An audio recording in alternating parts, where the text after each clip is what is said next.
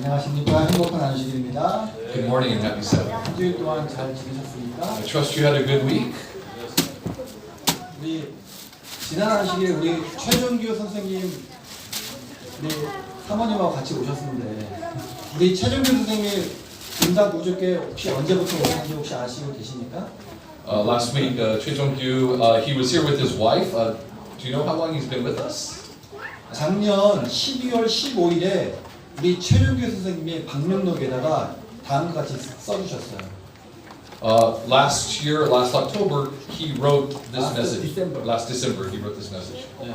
12월 15일에 저희가 방명록을 처음 교회를 방문하셔서 방명록을 써놨게 이름하고 His name was recorded in our church guest book on December 15th. 아마 여기 그때 시무하신 집사님이 우리 교회에 어떻게 방문 오셨습니까? 이렇게 물어보셨던 것 같아요. And I think the deaconess or deacon in charge, they asked him, what brings you here? 근데 이렇게 적어놨더라고요. 제가 보니까 예수님과 친해지고 싶어서요. And his reason for visiting our church is, I want to get closer to Jesus. 그 후로 우리 최종규 선생님이 6개월이 넘으셨습니다. And he's been worshiping with us for over 6 months. 지난주에 오시기 전까지 한동안 모습이 보이지 않아서 제가 마음으로 좀 걱정을 했죠. And I hadn't seen him for a few weeks, and so I was a little worried. 근데 지난주 우리 성만찬 예배 드리면서 우리 사모님까지 같이 이렇게 오셔서 제가 얼마나 기쁘고 감사했는지.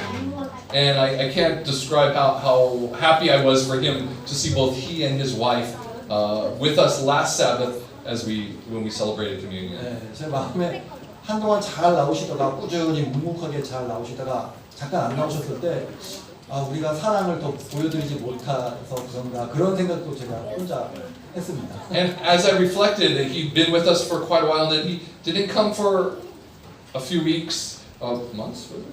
He wasn't with us for a while, and then he came back, and I was worried.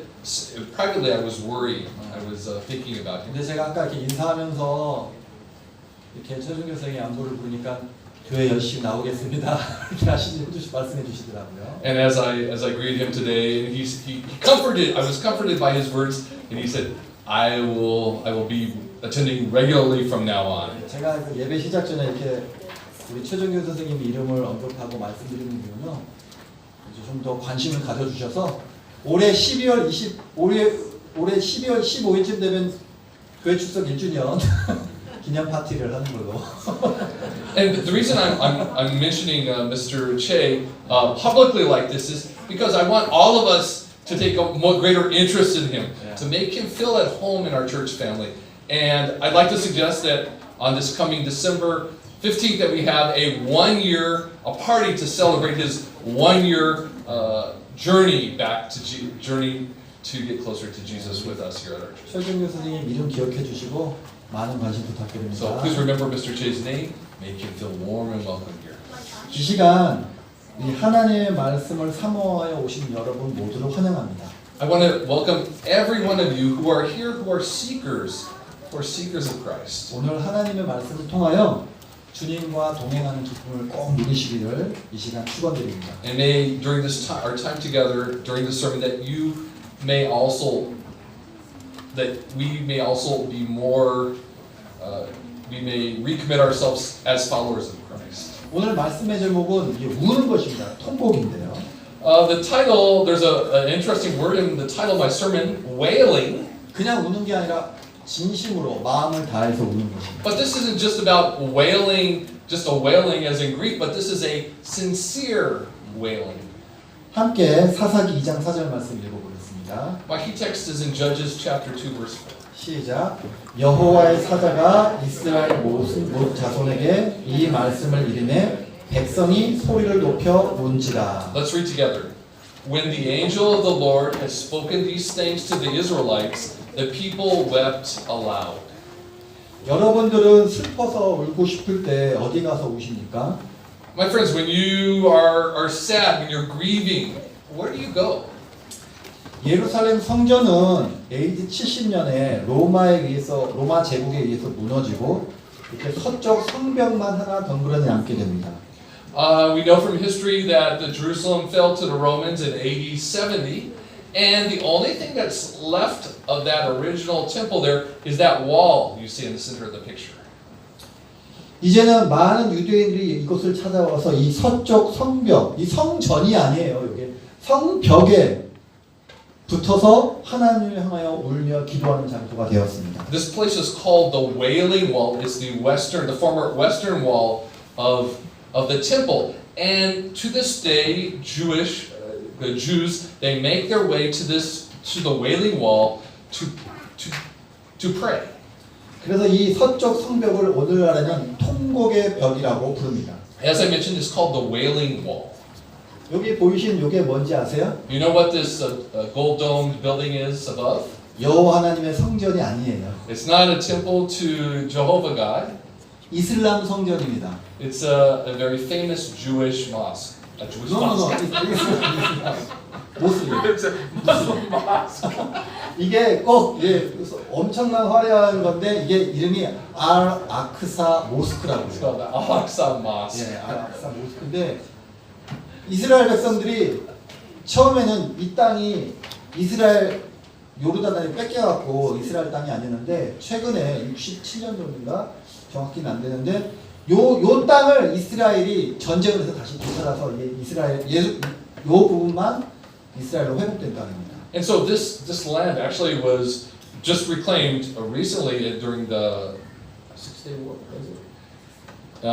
Just 70 years or so ago, that they reclaimed this. They carved out this part of land that is now their own. 오늘날 이 예루살렘은 기독교 성지이자 유대교 성지이자 회교도 이슬람의 성지이자 카톨릭 성지 모든 것이 이 예루살렘에 지금 총 집결되어 있는 것이죠. And the interesting thing is that this Jerusalem is not just the capital for the Jewish people. It's also very important for the Muslims, the Catholics, the Christians.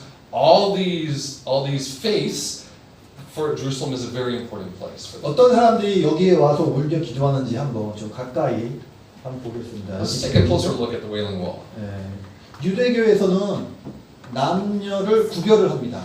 In the Jewish faith, the men and women worship separately.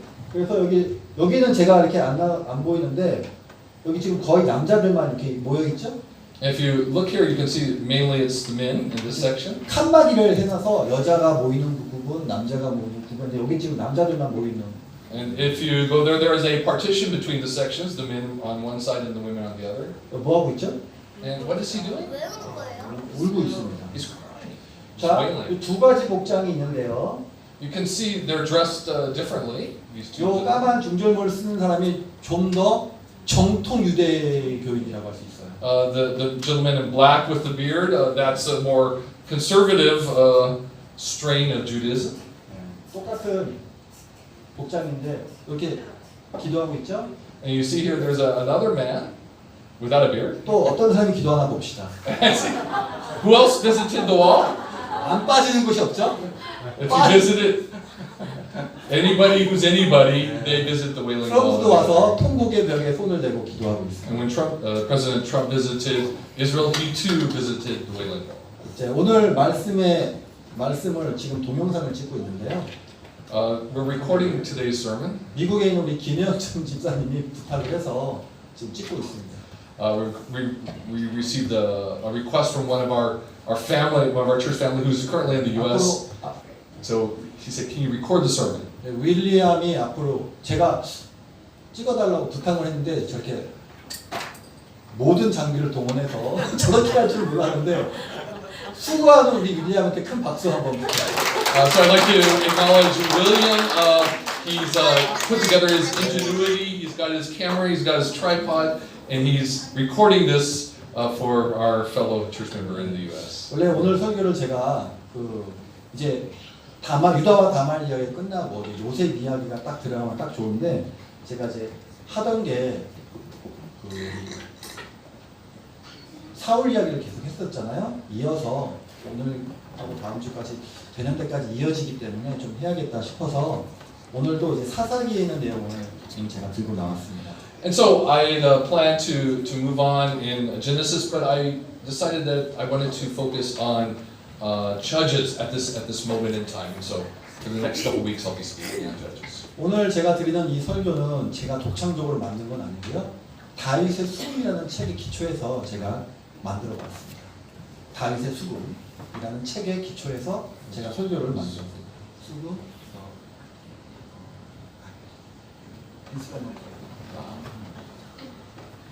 I don't get it, but anyway, one more time.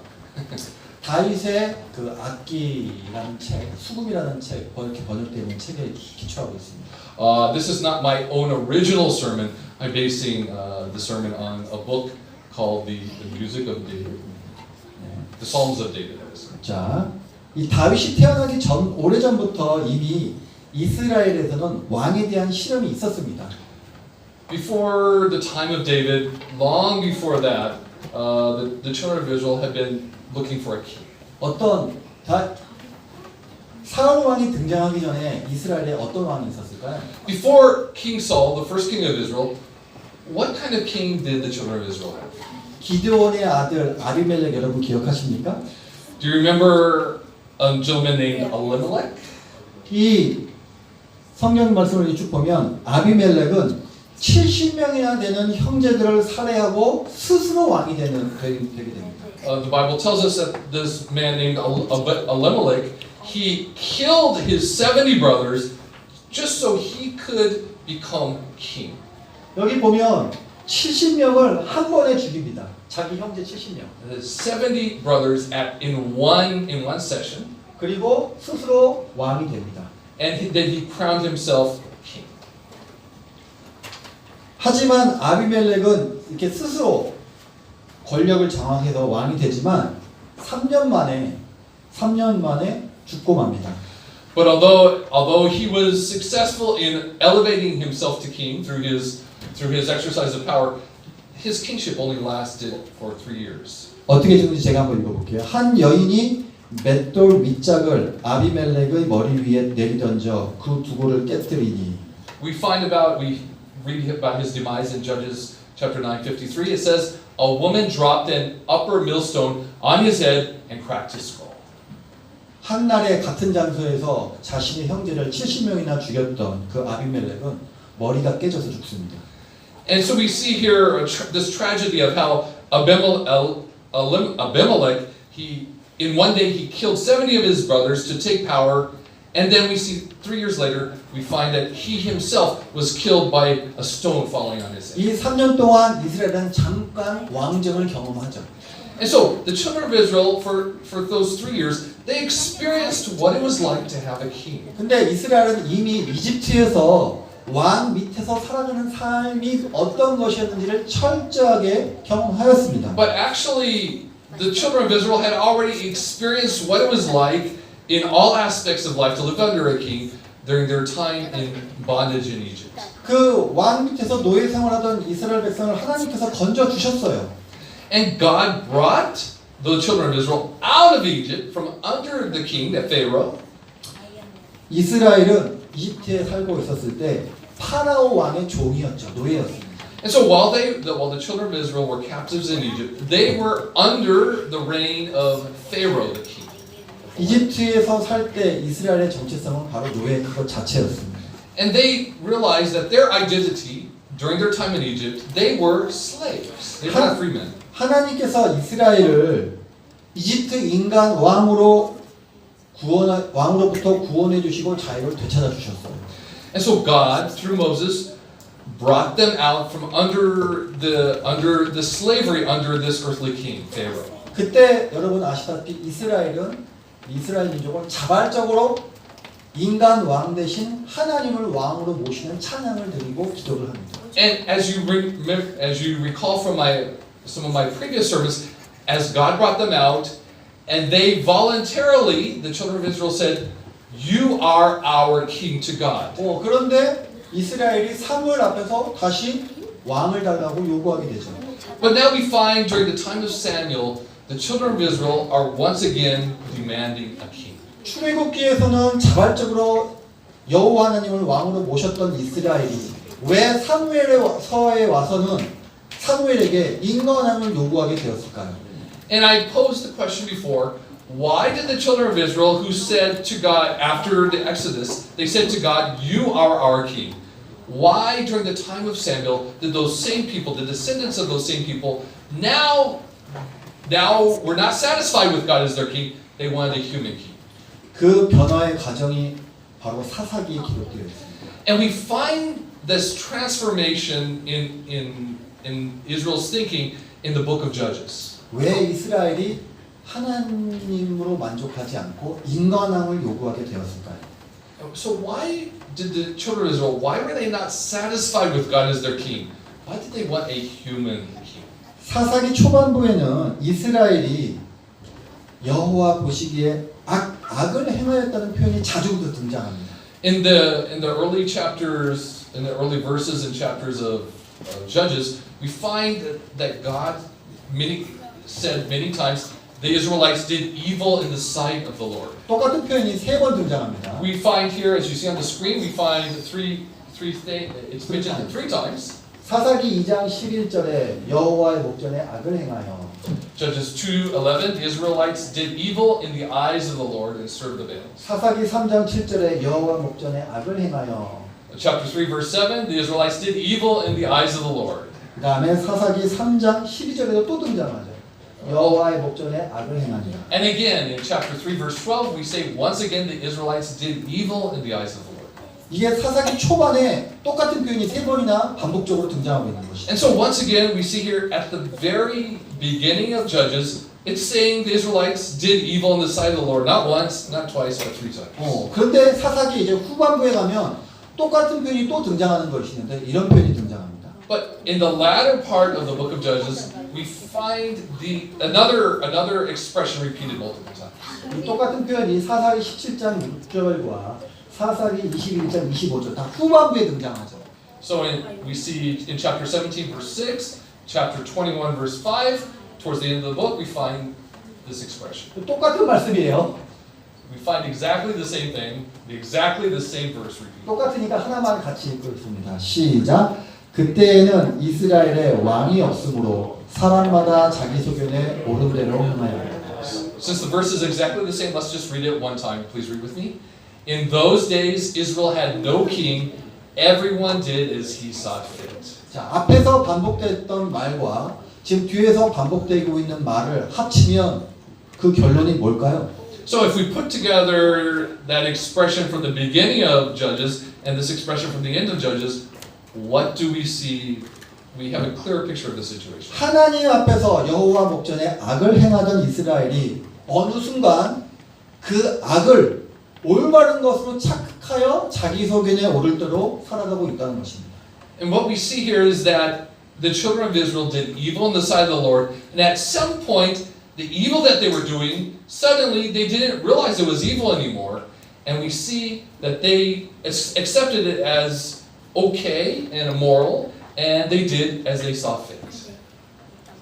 자그마한 악한 행위가 조금씩 반복되다가 그것이 아주 나쁜 습관으로 굳어져 버린 것이죠. In other words, that little something that was started out as very little, the evil that was little, it was repeated again and again, and their conscience was dulled, and it became bigger and bigger and bigger. 이 자기 소견에 옳은 대로라는 말이 긍정적인 의미일까요? 부정적인 의미일까요? Is this everyone did as they saw fit? Is this a positive expression or is it a negative expression? 부정적인 뜻이죠. It has negative connotations. 죄책감도 없이 너무 당당하게 In other words, 죄를 짓고 살고 있는 것이죠. without any guilt, they were living the way that they felt they wanted to live. 도대체 이스라엘이 왜 이렇게 변한 것일까요? But how on earth did this situation ever develop? 이스라엘의 가장 극적인 변화를 보여주는 첫 장면과 마지막 장면이 있습니다. There is two places that are very dramatic events that give us insights into this question. 이 처음과 마지막에 이스라엘이 하나님께 질문하는 장면이 똑같이 등장을 해요. And we find in both cases God is asking them a question. 자, 사사기의 초반부에 등장하는 이스라엘의 질문을 한번 보시겠습니다. So let's look at God's question the beginning of Judges. 초반부에는 이스라엘이 이렇게 질문합니다. 우리 함께 읽을게요. 시작. 여호수아가 죽은 후에 이스라엘 자손이 여호와께 묻자와 가로되 우리 중 누가 먼저 올라가서 가나안 사람과 싸우리이까 여호와께서 가라사대 유다가 올라갈지니라. So the first question the children of Israel asked, we find it in Judges 1 verses 1 and 2. Let's read. After the death of Joshua, the Israelites asked the Lord, who will be the first to go up and fight for us against the Canaanites? The Lord answered, Judah is to go. 자, 사사기 1장 1절은 이스라엘이 하나님께 질문하는 것으로 딱 시작을 하죠. So the very beginning of the book, chapter 1, verse 1, the children of Israel said, ask God a question. Who should go up to fight? 뭐 배경 설명도 없어요. We don't need any background information. It's very 굉장히 plain. 느닷없습니다. There's no question about what's being asked here.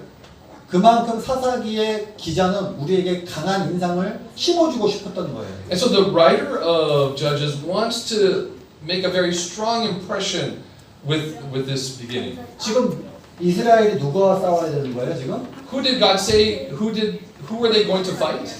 가나안 사람과 싸우고 있죠. Said they were going to fight the Canaanites. 근데 누가 먼저 올라가라고 그래요? And who would go up first again in this battle? 유다가 먼저 올라가는구나. It said the tribe of Judah. They would go first. 그런데 이제 사사기가 끝나갈 즈음에 동일한 질문이 등장합니다. But as we move to the very end of the book of Judges, we find the Israelites asking the same kind of question. 네, 똑같진 않지만 매우 유사한 질문인데 함께 읽겠습니다. 시작.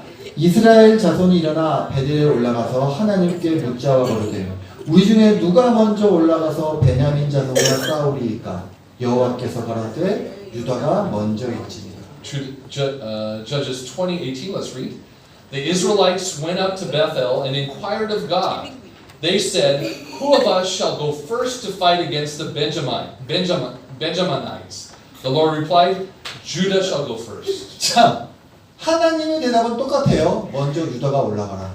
So the interesting thing is, the question is a little different, but God's answer is the same. 근데 비슷해 보이는 질문인데 뭐가 차이점이 있죠? And although these questions look very similar, what's the big difference? 뭐가 달라졌죠? What's different? 이스라엘이 싸우는 싸움의 대상이 달라졌어요. The difference, the only difference, was the adversary that the children of Israel are going to fight against. 여호수아가 죽고 나서 이스라엘이 그 약속의 땅을 정복하기 위하여 싸워야 했던 적은 가나안 민족이었어요. So after Joshua died, the enemy, the adversary that the children of Israel were going to fight was the Canaanites. 그런데 세월이 흘러서 이 가나안 땅을 완전히 정복하지도 않았는데 지금 이스라엘이 싸워야 하는 적은 베냐민 지파로 바뀐 것입니다. But as we find, as time passed, but the land was not entirely conquered, the question is they're going to fight, the adversary that the children of Israel were going to fight was the Benjaminites. 이스라엘이 향하고 있는 칼이 가나안 지파에서 가나안 족속에서 지금 베냐민 지파로 바뀐 거예요. So the tip of the sword of the children of Israel was no longer the Canaanites, it was the Benjaminites. 사사기는 바로 이걸 말하고 싶은 것이죠. This is what the book of Judges wants to tell us. 왜 가나안 민족을 향한 정복 전쟁이 지금 동족을 향한 전쟁이 되어 동족과 싸우는 전쟁으로 변하게 되었습니다. And why in this book of Judges do we find Israel fighting against an outside adversary, but at the end of the book we find them turning internally in an internal adversary. 내전이 시작된 거예요. 내전. It was a civil war. 이스라엘이 동족과 전쟁을 벌이게 되면 결국 자멸하게 될 것입니다. In other words, they were destroying themselves at this point. 자, 왜 그들이 그렇게 자멸의 길로 빠지게 됐을까? 그 이유를 알아보기 전에 먼저 살펴야 될 것이 있습니다. But before we get into why this happened, why this turned out, there's something we need to understand. 이 사사기 1장은 최남단에 위치하고 있는 유다 지파가 이 가나안 족속과 전쟁을 벌이는 것으로 시작되고 있습니다. And so at the beginning of Judges, we see that at Judah, who was at the very bottom, the very southern tip, and they are about to move into the land to fight and conquer the land of Canaan. 하나님께서 유다가 먼저 올라가야 된다고 했잖아요. And God commanded that Judah would lead in the battle. 그래서 최남단의 유다 지파에서 시작해서 가장 북쪽에 있는 단 지파까지 차례로 자신들이 유산으로 분배받은 하나님의 기업으로 분배받은 땅을 얻기 위해 전쟁을 벌이게 되죠. And so the battle against the inhabitants of the land to give each tribe their inheritance began in the south with Judah. 근데 사사기 1장은 결국 이스라엘 모든 지파가 가나안 땅 정복이 완성되지 못하였음을 보여줍니다. But Judges shows us that the children of Israel were unable to completely conquer the land of Canaan. 이 가나안 족속을 완전히 그 약속의 땅에서 몰아내겠다고 큰 꿈을 갖고 시작한 전쟁이 실패한 것이죠. And this big dream, this conquering of the entire promised land, it failed. 사사기 1장은 정복 전쟁의 실패를 선언함으로 시작을 합니다. 사사기 1장은 정복 전쟁이 실패하였음을 우리에게 보여주고 있습니다. And Judges 1:1 is telling us about this fail that they would fail in that there would be something that would keep them from succeeding in their message. In 그런데 their mission. Sorry. 하나님께서는 실패의 원인을 사사기 2장에서 다음과 같이 밝히면서 이스라엘을 꾸짖고 있죠.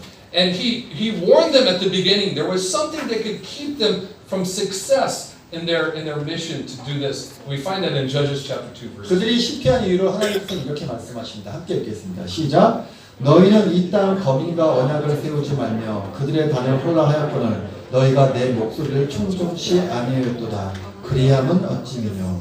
Let's read.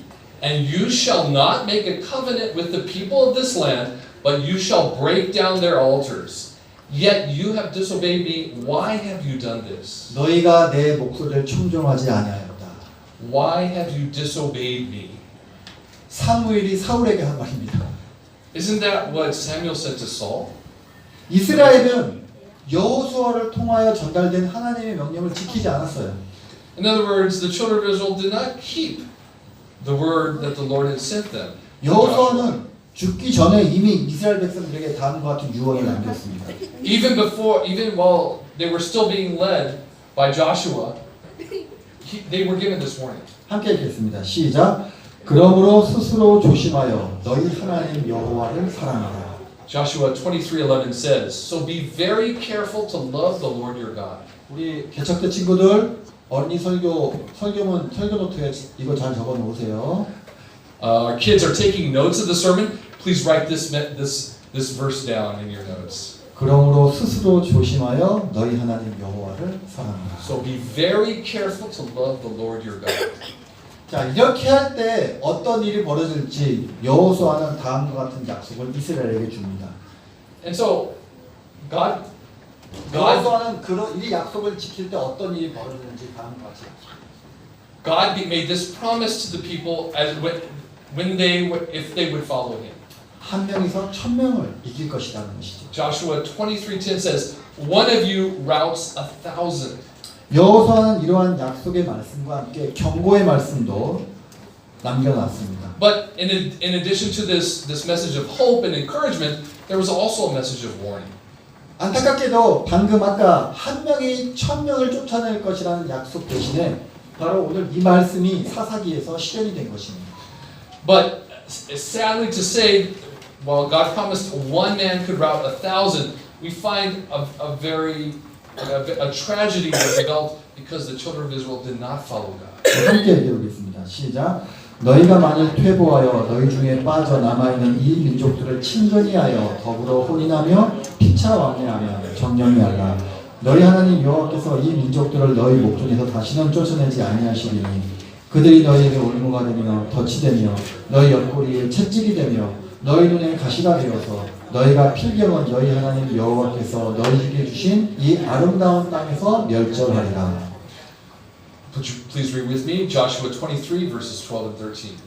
But if you turn away and ally yourselves with the survivors of these nations that remain among you, and if you intermarry with them and associate with them, then you may be sure that the Lord your God will no longer drive out these nations before you.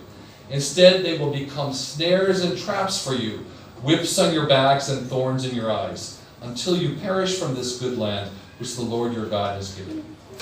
여호수아는 죽기 전에 이스라엘에게 가나안 땅에서 너희에게 멸절할 수도 있다고 경고를 했어요. Before he died, Joshua told the people that they had to drive out the people of the land, all of them. 여호수아가 죽고 나서 한 세대가 지나기도 전에 이 경고가 현실이 됩니다. But within one generation, within the passing of Joshua, within one generation, that the very thing that he had warned against became a reality. 이건 예언이죠. This is a prophecy. 경고예요. It's a warning. 이것이 사사기 2장 3절에 실현됩니다.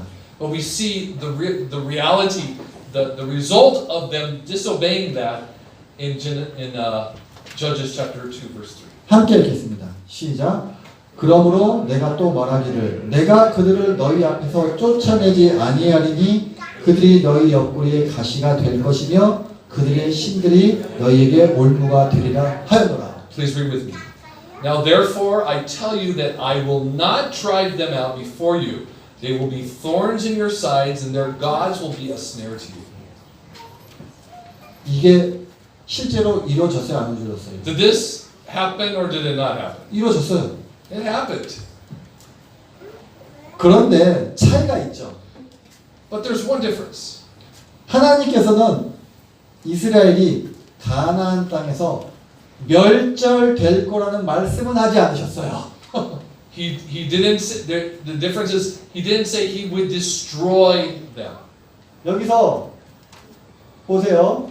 올무가 되며 멸절하리라까지 있었어요. 그죠? 올무가 되며 멸절하리라. He said, I will. 올무가 되라. Was it?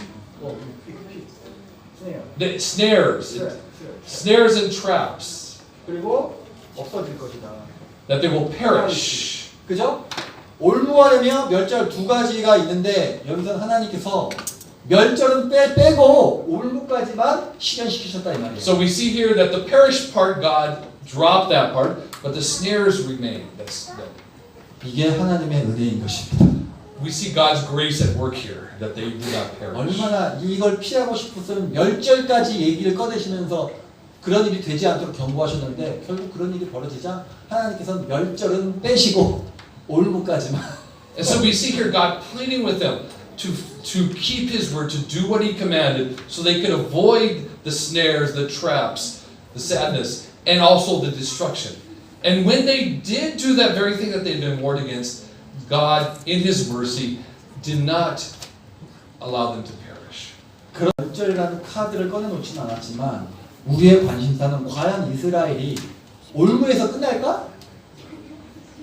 멸절되지는 않을까? 이게 우리의 관심사입니다. But although God held back that perish card at this time, we have to wonder: did God, was it just snares that they were burdened with? Was that the only thing? 다시 한번 사사기 마지막 부분에서 이스라엘이 하나님께 던진 질문을 한번 다시 한번 보겠습니다. So let's go back to the end of the Judges chapter 20 and look at and see what they asked God. 지금 이스라엘은 가나안 족속과 싸울 준비하고 있는 것이 아니죠. So we see that Israel is not planning to fight against the people of the land, the Canaanites, anymore. 하나님께서 이 싸움을 말리십니까? 하라고 하십니까?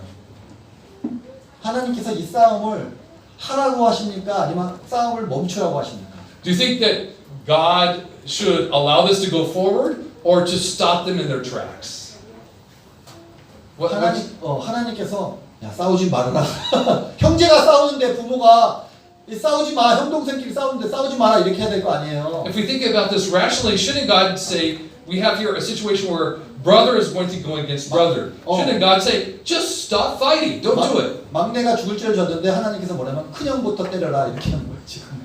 We find here, they're saying, who should go up and kill our youngest brother, Benjamin? He was the youngest, right? The youngest tribe. But God, shouldn't God have stopped this? But God says, the oldest brother, he will go first.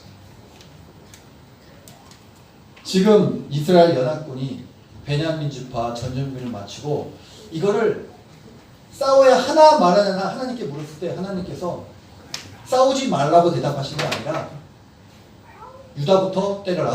유다부터 공격해라. 이렇게 말씀하십니다. So when Israel, the children of Israel, they gathered together and they asked God, who should go up and fight against our brother, Benjamin? And God doesn't say, don't go. He says, Judah will go first. 지금 가나안 족속이 이스라엘의 올무가 된 건 당연하고 지금 뭐예요? 이건 멸절의 길로 들어가고 있는 거예요, 지금. And so we see here, the Canaanites are definitely the snares. They are an entrapped the people. They've dragged them. They dragged their attention away from God. And we see the perishing part beginning with this battle between brothers. 우리 교우님들끼리 연합하지 않고 화합하지 않으면 그 교회는 망하는 교회가 되는 거죠. And there's an application for us today because if there is disunity in our own church family, then we'll be tearing each 누가 other down. 우리를 망하게 해서 망하는 것이 아니라 우리 스스로 자멸의 길로 들어가는 것입니다. My friends, the threat is not from outside, the threat is from inside, disunity on the inside. 만약에 야곱이 살아서 이 장면을 보고 있다면 야곱의 마음이 어땠을까요? If Jacob had been alive at this time, what would he have said? What would his response have been? 이 형제들 사이에 지금 분열이 일어나서 싸우고 죽이고 싸우고 있는데 이런 비극이 어디 있습니까? And he would say, where, under what circumstances should brothers, a tragedy where brother goes against brother, in what tragedy, in what world would that happen? He would be incensed. 하나님께서는 이렇게 멸절의 길로 들어가고 있는 그 원인이 바로 다음과 같은 것에 있다고 말씀하셨습니다. But God points out the reason that there's this destruction, this infighting. He points it out. 이 모든 비극의 원인이 바로 여기에 있는 거예요. And we find the reason for this entire tragedy, this avoidable tragedy, in Judges 2:2. 함께 읽겠습니다. 시작. 너희가 내 목소리를 청종치 아니하였도다. 그리하면 어찌미뇨. Let's read. Yet you have disobeyed me. Why have you done this? 하나님께서 이렇게 이스라엘 죄를 책망하시자 이스라엘 백성들이 울었어요. And when God said this to them, the children of Israel in their response, they wept. 하나님의 그 가슴 아픈 호소에 이스라엘 백성들이 마음이 찢어져서 울었습니다. 함께 읽겠습니다. And when God presented them with their guilt, asked them this question that caused them to reflect, their hearts were broken and they cried. 시작. 여호와의 사자가 이스라엘 모든 자손에게 이 말씀을 이름에 백성이 소리 높여 운지라. Judges 2:4, let's read. When the angel of the Lord had spoken these things to all the Israelites, the people wept aloud. 하나님께서 이스라엘 향하여 죄에 대한 심판을 선언하였을 때 이스라엘 백성들은 회개하면서 소리 높여 울었어요. When God pronounced His judgment on the people, their hearts were broken. There was repentance, and they wept for their sins. 이스라엘 백성들은 자신들의 그 불길한 운명을 슬퍼하며 통곡하였는데 이게 지금 초반에 있었던 일이에요. And this happened at the beginning of the book of Judges. 근데 이스라엘 백성들은 변화했습니까? But did they change? Did they turn back? 이때 울었던 이 백성들이 다시는 하나님을 떠나지 않고 하나님의 말씀을 주야로 묵상하며 살았습니까? Did they turn their back on sin? Did they commit themselves to follow God? And did they do that? Did they follow God? 그렇지 않았죠. No, they didn't. 그들은 변하지 않았습니다. They didn't change. 통곡하면서 자신들의 죄를 슬퍼했지만 정작 그들의 삶은 하나도 변한 것이 없어요. They cried, they wailed for their sins. There was sadness, but there was no ultimate repentance and there was no transformation. 소리 높여 울었던 이 통곡 소리만큼이나 조금이라도 바뀌었다면 그 통곡 소리의 100분의 1이라도 바뀌었으면 죄의 악순환은 다시 반복되지 않았을 것입니다. And I believe that even if through that wailing they had even changed their ways even 1%, if they'd even changed their direction just a little, I don't think the end of the book would have been the way it turns out. 사사기 2장 19절은 그들이 통곡한 후에 어떤 일이 있었는지를 보여줍니다. Judges 2:19 tells us why their wailing and earlier in the chapter came to nothing. 함께 읽겠습니다. 시작. 그 사사가 죽은 후에 그들이 돌이켜 그 열조보다 더욱 패괴하여 다른 신들을 쫓아 섬겨 그들에게 절하고 그 행위와 패역한 길을 그치지 아니하였으므로. Let's read together.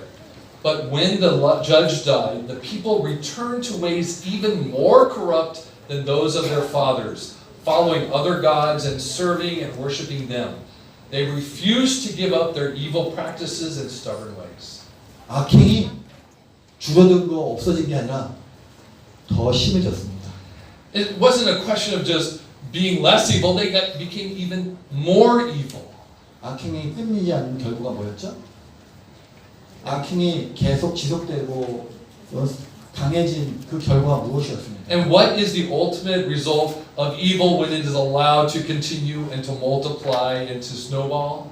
이스라엘 민족끼리 서로 죽고 죽이는 그 싸움을 하게 되죠. It turned their hearts not only against God but against each other, and they began to consume and destroy themselves. 자멸의 길로 들어가는 것입니다. 자멸, 스스로. And they destroyed themselves literally. 요시야 왕은 동일한 하나님의 심판 앞에서 여기에 나왔던 이스라엘 백성들처럼 통곡을 한 적이 있습니다. There was a time when Josiah, the king of Israel, he said this in 2 Kings. 이 요시야 왕의 통곡이 아주 유명한데요. And I'm sure you've heard this before. 함께 읽어보겠습니다. 시작.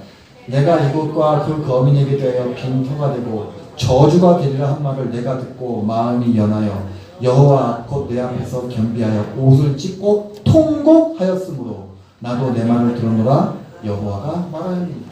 Let's read together.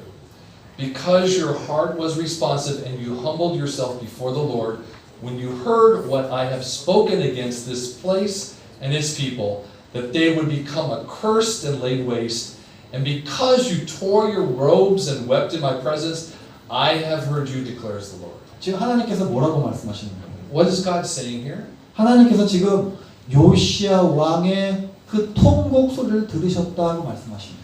God is responding to the tearing of the robes, the weeping of Josiah, the king of Israel and the people. 그리고 내가 너의 통곡 소리를 듣고 나의 심판을 돌이켰다 말씀하십니다. He said, in other words, I have heard you and I have suspended my judgment, taken it away. 왜냐하면 이 요시야 왕의 통곡은 자신의 삶을 하나님의 말씀대로 변화시키는 진심이 담긴 통곡이었기 때문에. Because this was a sincere wailing, a sincere wail, a sincere repentance. 요시야 왕은 진정으로 자신의 삶을 하나님께 드렸고 그렇게 하자 하나님께서 예정하셨던 심판을 바꾸셨어요. And because it was a sincere repentance, God changed his judgment. He did not execute the judgment he had pronounced. 재앙이 아닌 평안을 주셨어요. Instead of destruction, he gave peace. 이렇게 요시야 왕은 자신의 시대에는 하나님께서 내리시는 재앙을 보지 않는 축복을 받게 됩니다. And because of this repentance, during the time of King Josiah, the children of Israel, they had peace. That judgment was delayed, it was postponed. 여러분들의 진심 어린 기도가 재앙이 아닌 축복을 가져다 주는 것입니다. And my friends, the message I have for you is our sincere prayers can take away destruction and bring peace in our own lives. 우리 앞에 어떠한 절망과 재앙이 다가올지라도 여러분들의 진심 어린 기도가 그 재앙을 없애줍니다. My friends, our sincere prayers, no matter what challenges, no matter what troubles come our way, a sincere prayer, our sincere prayers, God can take away all those things that we worry. 적어도 우리들의 시대까지는 그렇죠. Even for us living today. 그 다음 시대는 우리 자녀들이 그렇게 해야 되겠죠. And we have to do that. We have to have not only for our generation. We need to have those prayers for the next generation. 적어도 우리 시대에는 이 요시야 왕처럼 우리 자신을 겸비케 하고 하나님께로 돌아가야 합니다.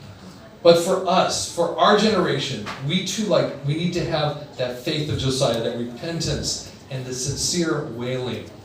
여기 계신 모든 분들이 주님과 동행하는 삶으로 가는 변화가 있기를 축원드리며 말씀하시겠습니다. And my prayer is that each of us will walk with God and have that experience that we trust and rely on Him.